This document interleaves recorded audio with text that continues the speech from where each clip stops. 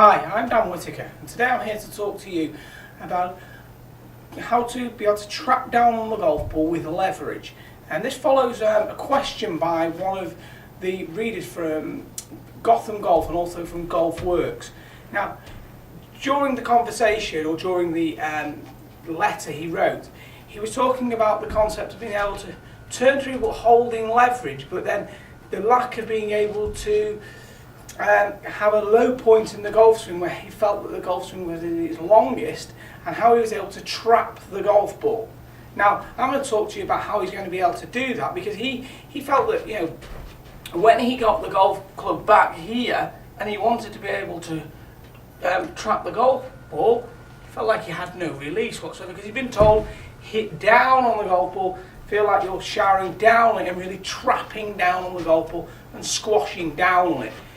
He then said, well, but I feel like I have no release in this, so I have to feel like I let go of the angles this way in order to release it. And now, I can see how some people have problems with this in terms of learning how to release the golf club whilst also having it maximum leverage. And there's a few key components that all come together to allow this to take place. Now, they're pretty key in terms of being able to trap the golf ball and for you to be on top of and covering the golf ball. Now I'm going to cover the aspect of covering the golf ball and having the low points in the swing and how it all kind of fits together. Now, first of all, let's just dispel this myth again that this guy was having he felt that he dug the club in the ground like this when he held his angles. He held it, it felt like it had no release whatsoever. There is always a release in the golf swing. The golf club releases one or two ways. Cross the hands over, or we can let the left wrist recup here, and this releases the golf club. You will not get a golf club any more released than this is right here. But my hands have nowhere near come crossing. You see from the front view here, they look like they have. It's merely an optical illusion. As when I go this way to you guys, you'll see here, my forearms have never touched. There's a gap right here. When we get this flicking it in, the forearms will always touch, and that's the way that some people release the golf club. It's not, you don't need to try and release the golf club this way. I even see people trying to let the golf club work around left and flick it in like this, and they get themselves in all kinds of trouble. They're hitting, they've got a golf club that's trying to move around with a shut face, and they hit a ball that starts left and goes further left. It's really not a good thing. Now, in terms of the original poster's question, in terms of how do I trap a golf ball? Well, this is pretty simple, okay? Let's get this golf ball in place for starters here. Now, what I have to do is to be able to trap it, first of all, I have to hit the golf ball with some shaft lean. Meaning, as I'm coming through here, I'm having to come through, striking it with shaft lean this way. In other words, my hands are ahead of the golf ball at impact. My head won't have gone forwards, okay? It won't have gone backwards. My head will have stayed quite centred. My left side will have cleared across over my left side, and I'll hit it with maximum leverage this way. This is trapping the golf ball, okay? Hitting it with maximum leverage. Now, as I go here, there's going to be a point where my left arm and the club become in line. So as I strike the ball, okay, after I've struck the ball here, I'm catching the ball, I'm catching the ground, and the maximum length of my arc's about here. When my left arm and the club become in line together. That is the low point in a golf swing, okay? But the key to being able to trap it like this is being able to get it with the right elbow staying on the right hip, on the front part of the hip. So then the right side is all working through the golf ball and never stopping, and the left side's really merely being pulled in by the opening and pulling from the left side of the body.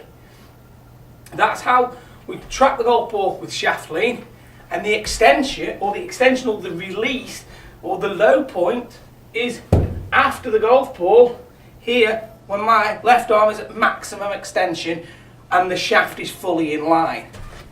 You get people who catch the golf ball heavy, they have the golf club and the ball in golf club and the left arm in line here, and they catch it heavy by the bounce of the club digging in, and they've gone backwards like this and flipped it, in other words, in order to try and release the golf club much earlier, or to try and square the face up due to many different things that they may be doing in their golf swing.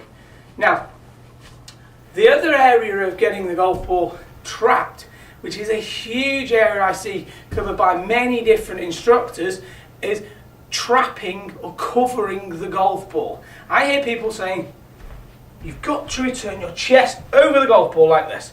Now I move my head forwards and I'm way over it. My chest is over it and I'm very square here, but I'd have to be up as well. They think that when you've delivered your sternum over the golf ball like this is it covered. This is not it covered in the slightest.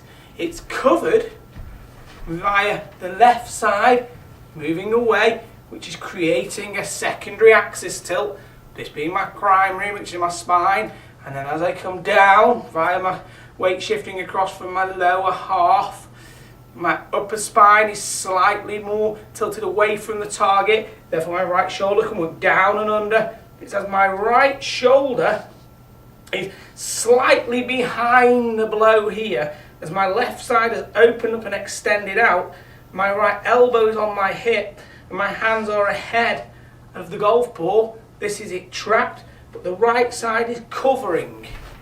We'd see it from down the line here. This is the right side covering. We can see how it covers the ball this way. It's not out ahead of it, it's not backed out, it's covered. It's pretty much over the back end of the golf ball. It's not ahead of it, it's the back end of it. My head's very centred. So these are the two areas that allow us to A, trap the golf ball, hitting it with shaft lane, and B, cover the golf ball. Now, we're going to be able to maintain our leverage coming into the ball, not trying to throw it away early by doing this, in order to try and release the golf club. The release is happening via me turning. I am holding, trying to hold back this leverage, which is our job, and it will simply release itself when the arms become fully in line here. So I'm going to try and keep the elbow on the hip, the arms will become in line here, and the golf club will release when the left wrist has recupped there.